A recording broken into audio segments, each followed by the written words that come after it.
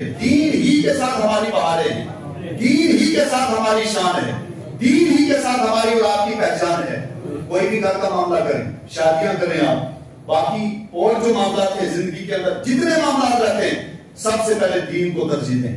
ہم لوگ کھاتے ہیں دین کا صدقہ ہے، بولے زور سے، یہ دین اسلام کا صدقہ ہے۔ ہم پیتے ہیں دین اسلام کا صدقہ ہے، ہمارا بقا ہے دین اسلام کا صدقہ ہے، ہمارا جو سلسلہ ہے سب دین اسلام کا صدقہ ہے۔ اور جب دین کے ساتھ بغاوت ہوگی تو پھر سمجھ لیں کہ تاریخ بھی آپ کو معاف نہیں کرے گی، لوگ بھی معاف نہیں کریں گے، آپ کی اولاد بھی آپ کو معاف نہیں کرے گی کہ ہمارے بزرگوں نے ہمارے لیے کیا ہے۔ آخری بات سمیٹتے ہوئے اپنی اولاد کو آگے لائیں، ان بچوں کو آگے لائیں، جوانوں کو آگے لائیں، جو حضرت ابراہیم علیہ السلام کا پیغام ہے۔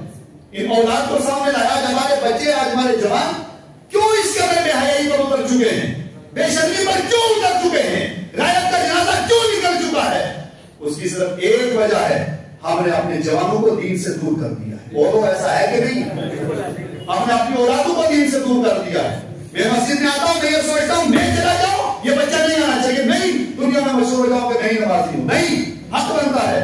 جب والد اٹھے بچے کو اٹھائے، بچے بستر اٹھا دے پھینک دے پیچھے۔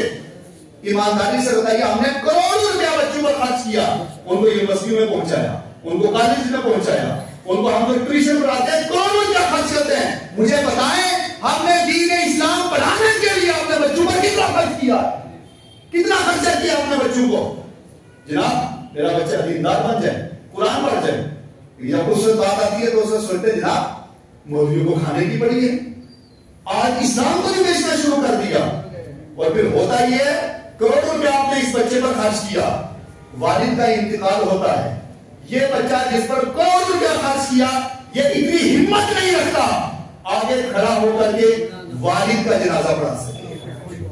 اس کروڑوں روپے خرچ کرنے کا فائدہ مقصد جو جنازے کے وقت کام نہ آ سکا، بات کو غسل نہیں دے سکا، کفن نہیں دے سکا، جنازہ نہیں پڑھا سکا، اس نے کیا حق ادا کیا ہے؟ اور اس کی بنسبت غریب گھرانے کا ایک بچہ کھڑا ہوتا ہے، پھٹے پرانے کپڑے پہنے ہوئے آگے کھڑا ہوتا ہے، وہ فخر سے کہتا ہے، دعوے سے کہتا ہے میرا باپ دنیا میں آیا، خون پسینہ ایک کر کے مجھے دین کا نوکر بنایا، دین کا خادم بنایا، میں والد کا جنازہ بھی پڑھاتا ہوں، غسل بھی دیتا ہوں، کفن بھی دیتا ہوں، اپنے ہاتھ کے ساتھ اپنے والد کو نہج میں بھی اڑاتا ہوں۔ یہ ساری اگر چیزیں ہوں گی تو دین سے جڑنے کے لیے آج تیار کرو، ارادہ کرو۔ وقت کا کوئی پتہ نہیں ہے، زندگی کا کوئی پتہ نہیں، زندگی کا شام ہو جائے کوئی پتہ نہیں، مگر کم سے کم اپنی اولاد کو دیندار بنائے، زور سے آواز آئے، اپنی اولاد کو دیندار بنائے، ہر آدمی ارادہ کرے۔ اور دیندار کیسے بنے گا؟ دیندار بننے کا ایک ہی طریقہ ہے، بچوں کو مسجد میں پہنچاؤ، زور سے بولے، بچوں کو مسجد میں پہنچاؤ۔